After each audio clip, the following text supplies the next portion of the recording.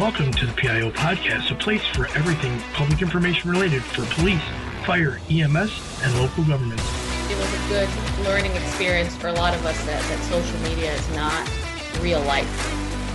But we have to remember the media are very rarely a target audience. They're simply that conduit. Our words have impacts on individuals, and it may not be positive. So just being thoughtful and mindful of the words that we speak. I think what's so interesting about this position too, and this job and this profession, is that every one of us is looking for purpose, and when we find it here, that's it. To know is that a crisis for one is not necessarily a crisis for another.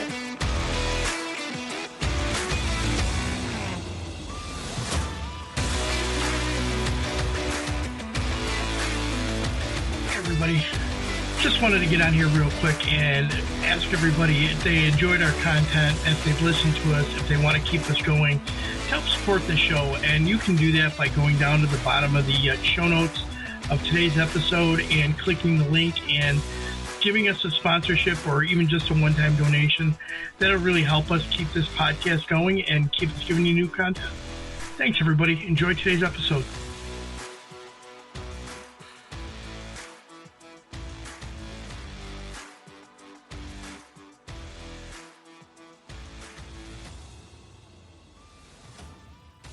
Today on the PIO Podcast, we have Chief of Police Christopher Cook from White Settlement Police Department in Texas. Thanks for being on the show. Man, I appreciate the invite. It's kind of coming home for me. I've been on here before, as you know, and excited to reconnect and just kind of share what's been going on. Yeah, welcome back, man. You were on the show all the way back in the beginning in April of 2021. You were episode number 14. You're an OG. You're definitely an OG. So, Chris, you have moved around a little bit since I believe we talked back then in 2021. So let's talk about your movement and so our listeners know where you've gone from, where you've come from, and where you've went to. Yeah, so I had a great career in Arlington, Texas. We're just down the road, about 30 minutes from here. A lot of people don't realize this is actually my hometown. When you're the chief of a place called White Settlement, you better know how to work the public relations and the media relations and really, rely on the relationships that I built in Arlington, because as you can imagine, sometimes, you do get questions. And while we have a Native American history out here, people don't let the facts get in the way of a good story, right? And so for me, I promoted to deputy police chief in Arlington, had a great run, enjoyed every minute of it. They were really good to me, a great career over there. Position opens up out here. We're a kind of a military community. We have the Naval Air Station Joint Reserve Base Fort Worth, and also Air Force Plant Number 4, which is building the Joint Strike Fighter. Lockheed Martin is the current contractor out here. And so, it was kind of a no-brainer. I put in for the job. Wasn't sure I'd get it, but I think they had a little bit of pity on me since I was hometown kid here. Went to school out here. And so been here about 2 years and a couple of months, and really continue to do a lot of things from community engagement, public information officer kind of duties, all that. The ongoing joke with all the police chiefs in Dallas-Fort Worth, they're like, we never even heard of that town till you got out there. And they said, it really reaffirmed to us relationships with the media matter, because now you're in the news all the time.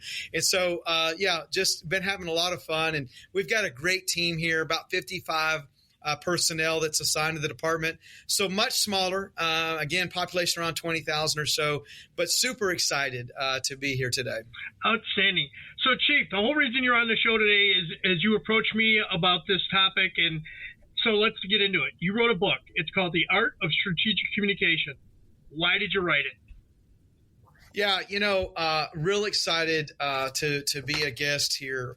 This has been a need, I think, and it's not so much in the public information officer realm. As you interview people all the time. We've got some great people out there that are doing phenomenal things.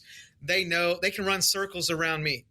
But really for me, in 2020, you recall the incident with George Floyd, and really the country was reeling. I had the fortunate, invite, for lack of a better word, to testify to the President's Commission. It was their community trust panel. And my testimony, it's widely out there. It's easy. People can Google it and see what I spoke about. But in reality, it was all about making sure that we're connecting with communities, making sure we're telling our stories, especially when we have these critical incidents. And following that testimony, anybody that's ever testified, you only get a few minutes. Like, you don't just get to rattle on. So you really have to make sure that you have good talking points. And so after that, Phil Keith was the cops office director at the time. His office had reached out and they were real excited about the testimony. And they said, hey, it really did. It was very positive. And they're like, really what we're looking for is a guidebook. And out of that came several guidebooks. Several people you've interviewed on this podcast, Judy Powell, Anthony Guglielmi, Laurel McElroy, all of them we all kind of got together and we all kind of had a piece of this. A couple of the guidebooks have already been produced, like the Strategic Communication Guidebook that was a partnership with DOJ, Cops Office, and Major City Chiefs. There was also a branding one that I was able to participate in. We rewrote the Amber Alert guidebook for police agencies, because anytime you have a kidnapped child, that's a critical incident. You got to get in front of that really quickly. And really the last component of this was this guidebook, The Art of Strategic Communication. And I was able to put my hat on from the last 20 years or so. Being at Arlington, we had a wide range of critical incidents. Not every critical incident always has controversy, but really what it telegraphed to me, especially following this testimony in 2020, most police departments and sheriff's departments in the United States, they're very small. They don't really usually have a dedicated spokesperson or a dedicated PIO or strategic communication advisor is kind of the new buzzword now. It's usually the sheriff, the chief, or somebody that gets the finger pointed at saying you're going to do this. And so that was really the reason I wrote the book. And because I'll be honest with you, when the cops office first reached out, I was like, I am in no condition to write a book. I don't have time. It sounds pretty hard. Where in the world? And then number two, why am I even qualified, right? I mean, I'm just this guy in Arlington. Yeah, I'm doing a few things, but there's a lot of rock stars out there that are doing even better things than I'm doing. And so I really had to pray about it.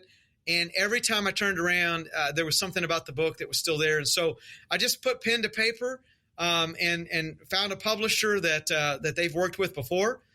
You might recall Eric Kowalczak also produced a book during his stay in Baltimore. And so it was really instrumental getting a good publishing team that could fix my Texas writing, because I kind of write as I speak, which is always not the best grammar and all of that, right? And so they were able to actually take what I wrote, tweak it, certainly distill it down to something that would be manageable, something that would fit into a quick bite guidebook.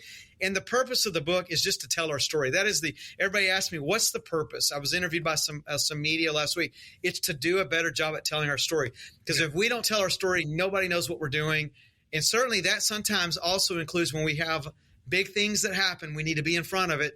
The book really goes into detail about that as well. So that's kind of the true meaning of the entire project. Yeah, and going back to the whole George Floyd incident that occurred, and you look back at that and you go, okay, what was the factors that really made that stand out as a communications failure in the long run? And it was everybody's home. Nobody was there. They were all stuck at home watching this unfold, and we didn't have any communication coming out of the police department at the time. And unfortunately, it is what it was. And this should have been a message to a lot of organizations to get their ducks in a row. And they still lack in a lot of places, even where they have resources for staff. They just don't see the communications or strategic communications person or the PIO as that person that they need to turn to when these things unfold. And that leads me into my next question, which is in your first chapter. Why should leaders and advisors care about communication? Can you elaborate on it? Yeah, absolutely. You bring up a good point. And I know there's been a lot of deep dives on the Minneapolis situation. John Elder, a good friend of mine that was on their team at the time, they were in a really difficult situation, but you're exactly right. They did not have the facts to be able to respond initially. And that's why it took a couple of days. But by the time you're trying to respond, then the credibility's gone. And that really hurt all of our noble profession. We've got so many police officers that do a great job for our communities, and it was really detrimental across the board. Really, as we talk about why it's important from a leadership standpoint, you better get communications right. If not, you're going to have a very short tenure. Already, police chiefs around the nation are pretty much 3 to 5 years is kind of the average. If you look at a lot of the statistics that are out there, and if you look at, you just Google police chief or fired, and you will be able to follow that usually chain of events, and it usually has some type of communication core to that. Either they were unable to communicate, with their officers or their staff, so maybe a vote of no confidence comes out, or they were unable to communicate when it mattered, when you have a controversial incident or something that was going on, that they were able, they should have been able to manage it, but they just could not figure out the comm side. And that also leads to people's demise. And then the third thing why it's important, what happens in Vegas does not always stay in Vegas. I hate to break it to everyone. Whatever happens on the East Coast can affect the West Coast. If we do something really poor here in our town, we could affect the whole profession, because you're exactly right. It's not just the small agencies, mid-size or large agencies. It can happen anywhere.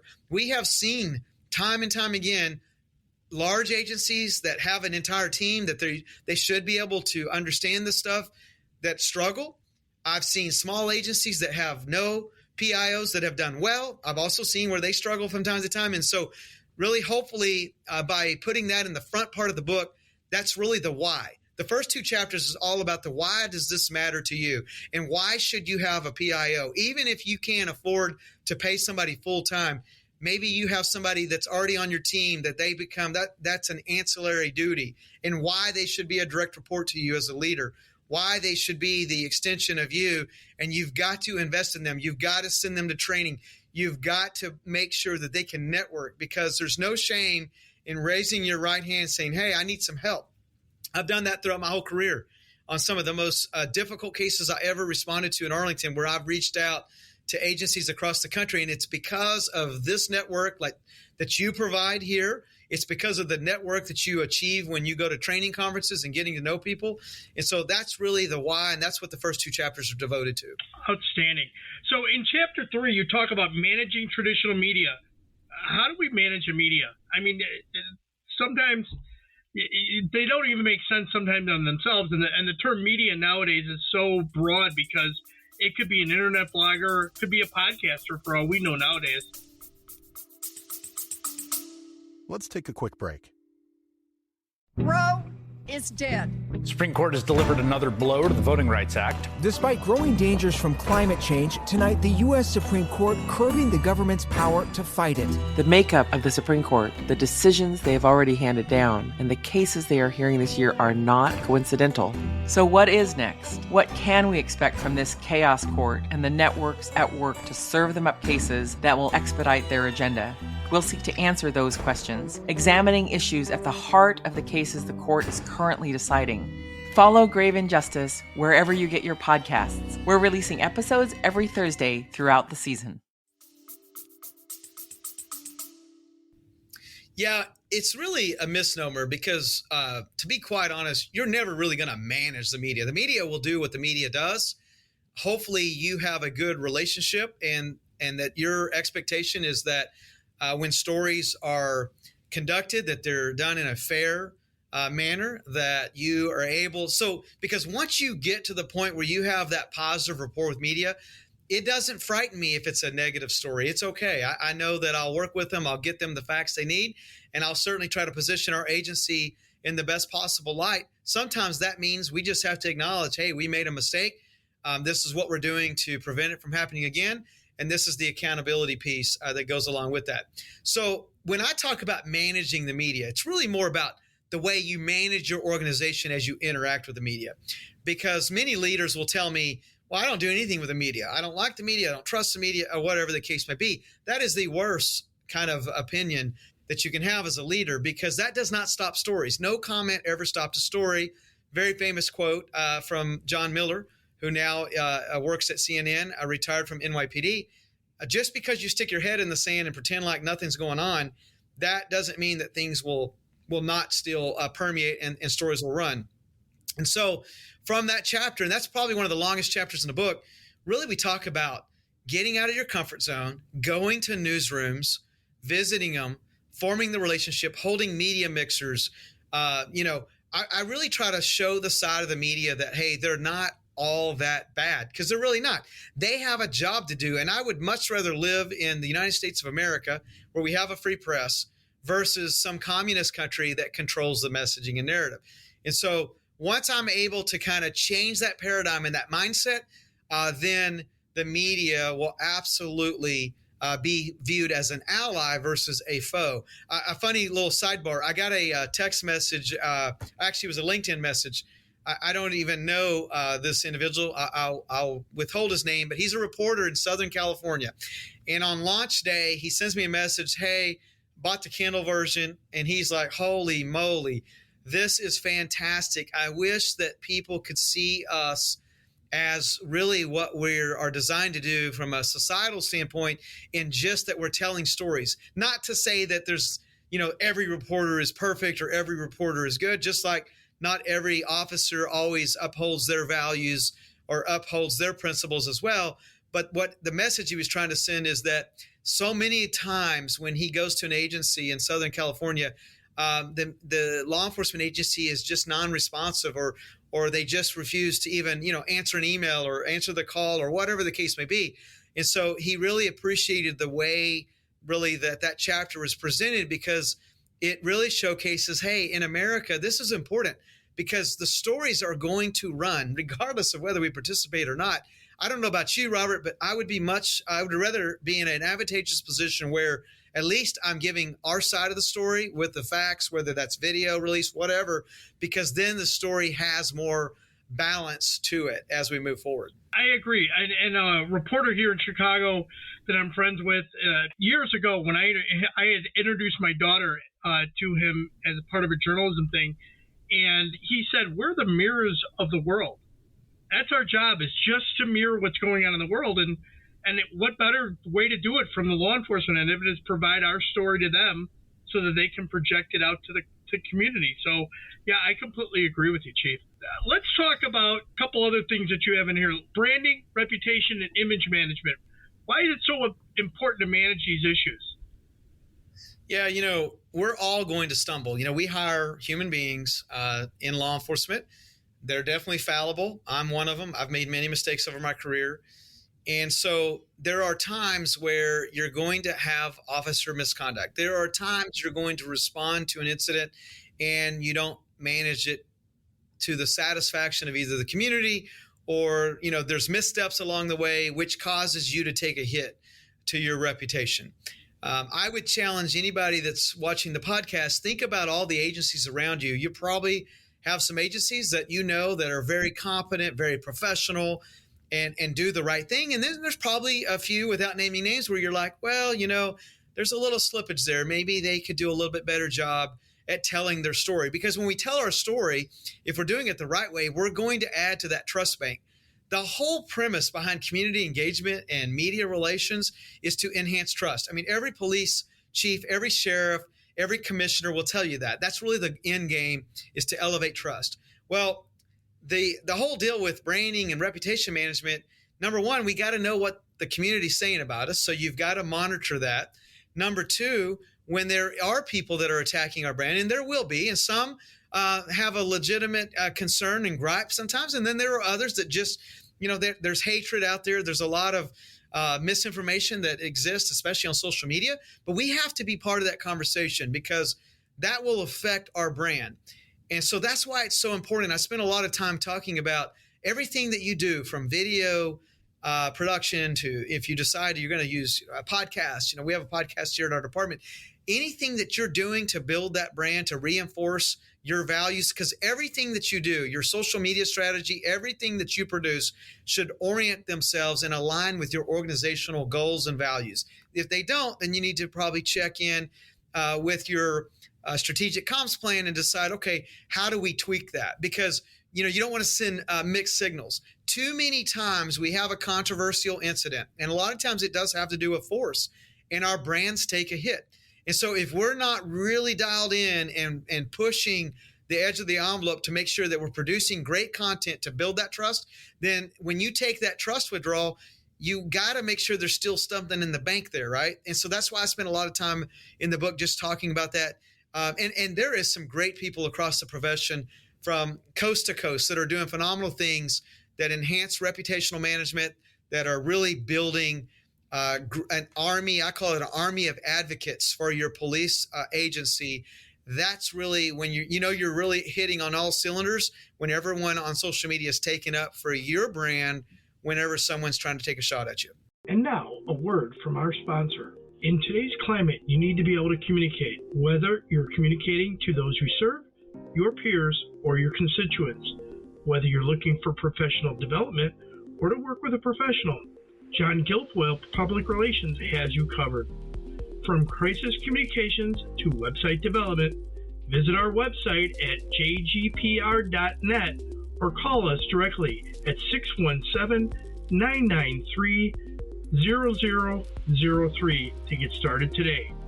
We'll help you tell your story strategically. Now let's return back to our episode. And that's so that you brought the phrase trust bank, and I've always used that. And when you build into that trust bank year after year and you're consistent, the community will come and defend you when you make mistakes. As long as you're honest with them and forthright, that trust bank will always come forward for you as long as you have built it prior to that incident. So absolutely.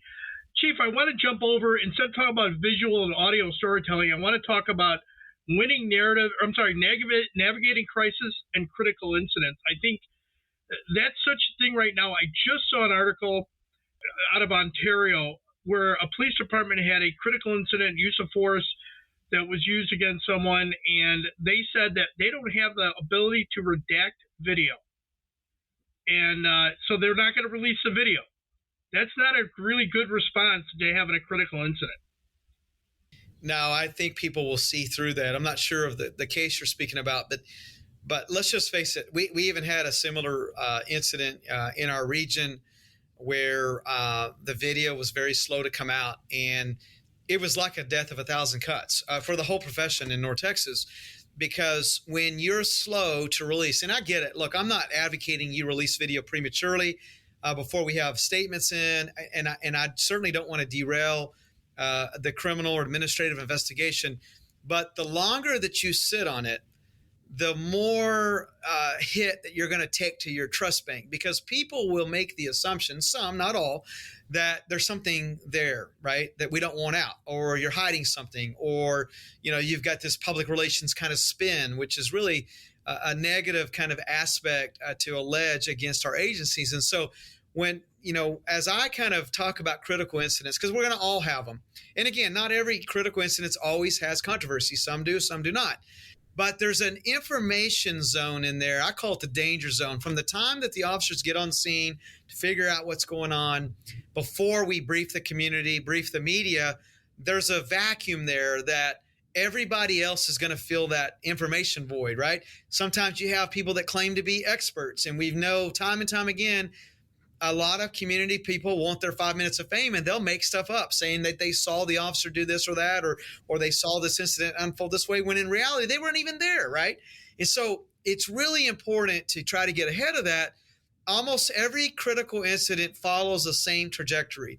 Once you can brief the media and the community and then reaffirm that at some point, and then get in front of things if video does need to come out, then you're never fully controlling the narrative, but you're in a much better position, because you are able to fall back on that you're the official source of information, and this is the official statement. Now, you got to be right.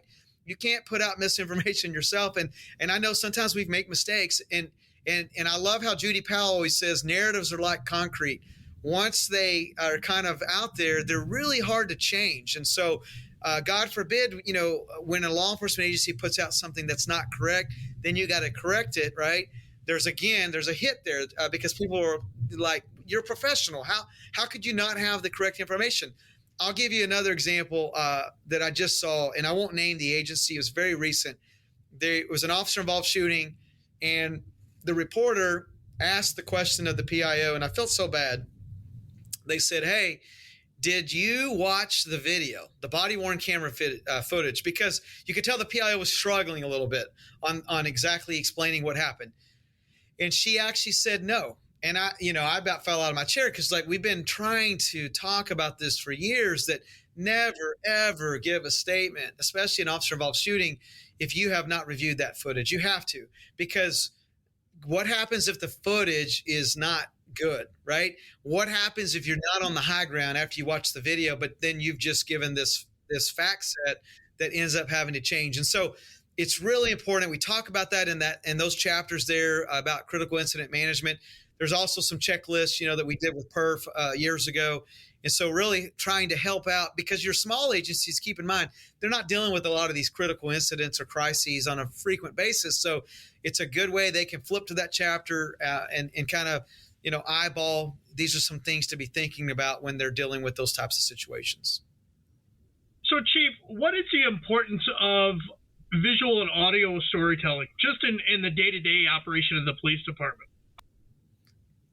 Storytelling, that's it. If we don't tell our story, people don't know what we did. I know I get a lot of chiefs that say, man, every time y'all have a community event, you are really putting a lot of stuff out. Don't they know you already have this program? And my response is always, I'm always reaching somebody. Videos do very well. And the reason they do, as a matter of fact, that's where media will even grab your stuff when you put it out, right? And so videos, you're able to tell a large story, and it's gotten so easy. I mean, now with our everybody's got cell phones. You don't even need the fancy cameras. You can literally get a microphone for like $100 at B&H Photo, and then you have professional audio to go along with it. It's easy to edit. I edit everything on the iPad. I have an iPad Pro, and I mean, I'm done quick. And so that's really what is in it for us. We even do a show called On the Job. I do it monthly, where all I do is just talk about the cops, everything that the cops, our dispatchers, our professional staff team members are doing, and people love it. We have another one called WSPD TV, because we're not real original in our names, and we take body-worn camera footage and dash camera footage, and we tell the story. So that's on the video side. The audio side has been really interesting. I was one of these guys that didn't really listen to a lot of podcasts in the past. When I came to White Settlement, I think it's because we're a military community. We have a huge podcast community out here.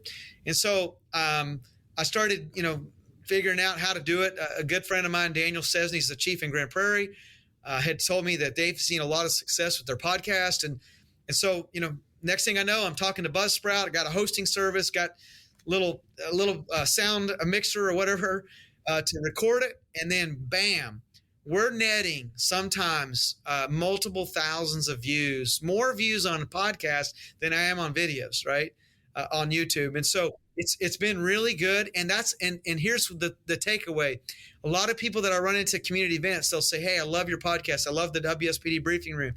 And I always say, okay, thank you, first of all, for giving me that positive feedback. But number two, do you follow us on Facebook? Do you follow us on X or Twitter? Do you follow us on no? So I'm reaching a demographic that I normally would not be reaching if I was not in the podcast environment. All right, that perfectly sums that up. We're always trying to find people to reach. So you're actually verifying that those are new. That's awesome. Chief, let's talk about winning narratives and sound bites. Yeah, so this goes back to my new hometown here. When the chiefs are saying, how in the world does White Settlement always get in the news? They're in the news more sometimes than Fort Worth or Dallas, right? It's not really true, but that's what they say. And I really go back to winning narratives, writing a news release that's going to be picked up. What I mean by that is I call it the perfect pitch. If you really want news coverage, let's say, I'll give you an example. We were moving to Western style hats. Every media across the country has done that story before, where cops get, cowboy, cowgirl hats and all that, right? But I really wanted some footage out there with the community. And so I sent out a news release. I already filmed a bunch of B-roll footage because, everybody that's listening to your show knows what B-roll is. So I gave the media a reason to say yes. Like, here's the footage of the officers picking up their hats. Here's the footage of the actual store shaping the brims of the hats. And then not only did I do that, I called the news desk and I said, hey, did you see my news release? Because let's face it, I'm in the 5th largest media market. There's a lot of news releases flying around there daily. And so, I don't know if the media just feels sorry for me because they're always like, yes, Chris, we got your news release. I said, okay, well, are you coming out to cover it? Because I would love for you to come out And so I try to make it easy. That's just an example. I could give you time and time again, though. It's not always feel good. Sometimes, we had a bunch of Kias that were being stolen, this deal where you can plug in an iPhone cord and steal a Kia or a Hyundai. Well, I found a victim that was upset, and I knew the media would love this if I could get a victim to go on camera. So I put that on my news release. Hey, here's the victim. She's willing to speak. That's an example of a winning narrative to where you're going to really you're going to maximize your chances to get coverage. Now, you also got to play the news cycle game, and it talks about that in the book about there are some days that are better than others than to send out a news release. I'll give you an example. If I already know that Fort Worth's got a big press event on the police side of the house on a Monday, then I'm probably going to wait, right? I don't want to compete with Fort Worth. I don't want to compete with Arlington. I don't want to compete with some of the other jurisdictions in my area. So it's really about networking with your other peer police chiefs and sheriffs, seeing what's going on before you try to launch something. And a lot of times the media will tell you that. That's why you got to call them and say, hey, I'm thinking about this news release. What do you think? Do you think it's something you might be interested in? And they can help you. And then just maximizing that soundbite. It's crazy, but in the 1960s, the average soundbite, this is going way back. By the way, I wasn't born until 74. I'd read this in a book somewhere. But in the 1960s, it said it was 40 seconds, meaning that if you gave a news story in 1960, you'd get about 40 seconds. The average soundbite in 2023 last year was about 6 seconds. That's crazy. That explains why, PIOs and chiefs get frustrated. They're like, hey, I gave a 2-minute interview with the media and literally 4, 5, 6 seconds of what I said aired. And so you got to dial in on the sound bites. You got to make sure your key messages are there. And so we talk about that in the book. Chief, websites are always a concern. Why is it so important to have an updated, accurate website? Yeah, number one, if you have a static website, and I had that in Arlington, and I didn't know any better, but then the first time I visit your website, okay, cool. The second time, maybe 2 or 3 weeks later, maybe it's kind of cool. The third time, if nothing's changed, I'm probably not coming back.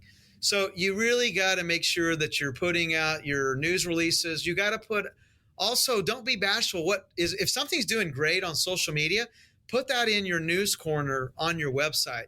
Make sure like your annual reports, we do an annual report to council. Make sure that stuff's on there. Our strategic plan is on there, because if we really get down to the bottom line, we always like to believe that our community is the part of the public safety team. And so if you're going to involve your community to be crime fighters, report suspicious things, partner with you, again, building trust, right? Then make sure you have a responsive website where they can go and figure out what your programs are, how to connect with you. Make sure your calendar's up to date on community events, because quite frankly, I love to imagine that every time I put a Facebook post up, everyone sees it. But I already know that's not true. I don't control Facebook's algorithm. Secondly, there's no young people on Facebook, so they're not seeing it at all. That's why we're kind of on Instagram and looking at some other options as well, because we want to reach all of the demographic across our community. And so your website, though, can help you. It's kind of it's really the foundation for your social media, the foundation for your news advisories and all of that. And so keep your websites up to date. If you don't know how to do it, most of them are WordPress based. From what I can tell from a government perspective, WordPress is super simple to operate. As a matter of fact, I've been seeing some PIOs offer some courses on that, or find somebody in your city that you can send the content up to get it updated. Absolutely. Chief, where can people buy your book?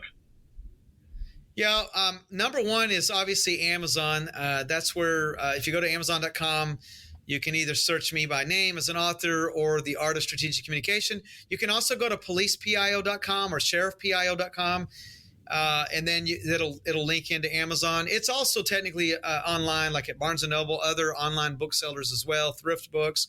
But I think Amazon prints it really fast when you get an order. I would also challenge your audience, if they're going to the National Information Officers Association conference in August, we actually have a class on the book, and people will get free copies there of the book if they didn't want to spend the money on it. Secondly, if they come to IACP, it's in Boston in October, come to the PIO section. There will also be a class there. We'll have copies there as well. But yeah, I really appreciate the support. Certainly, I've already got a lot of good feedback. I also found out there's a comma that's misplaced somewhere in there, chapter 3, and so we'll get that fixed on the next printing. No matter how many eyes review something, you always have a mismatched typo or a grammar issue somewhere. But you know what, Chief? If there's not something in there that's got an error, I mean, we know somebody's going to find it, right? I mean, it's horrible. All right, Chief, let's change this up. Rapid fire questions, all right? Yes, sir. Go ahead. Texting or talking? I'm usually a texter. Chocolate or vanilla? Vanilla for sure. Coffee, tea? It's got to be Kona coffee.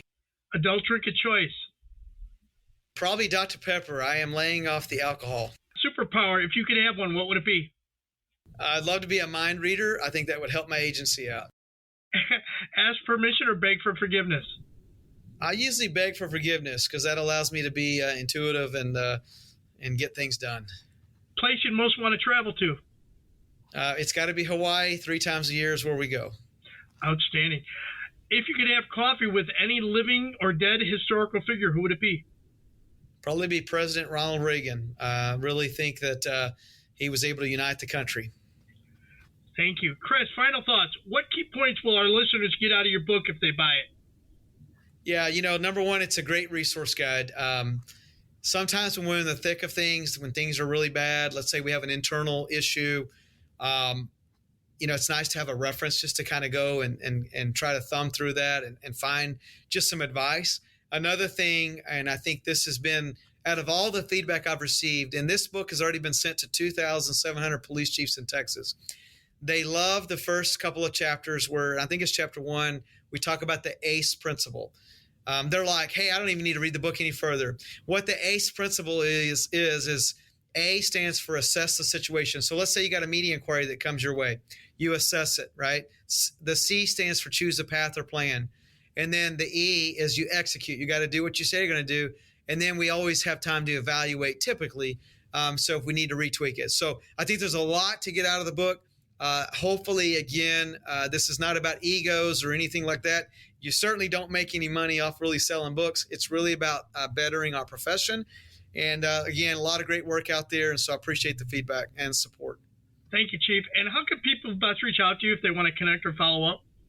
Yeah, LinkedIn's a great way. It's just LinkedIn, Christopher Cook. You can find me there pretty easy. Or if you go to policepio.com, you can send me a message there, chief@policepio.com as well. So, and I will add that and a link to your your book on Amazon. So in the show notes, so that the listeners can find it if they want to purchase it. All right. Appreciate it, Robert. Thank you so much. Thank you for being on the show. I really appreciate it. And good luck with the book sales. Thank you, Robert. Appreciate you. That's all for this week. We hope you enjoyed this episode. Thank you for listening. Be sure to subscribe to the podcast to get notified on the latest episode. If you are listening on a platform that allows you to leave a review, please give us a review. Any review is appreciated. To support our efforts with the PIO podcast, you can click on the support button in the show notes, and any donation is appreciated. Thank you.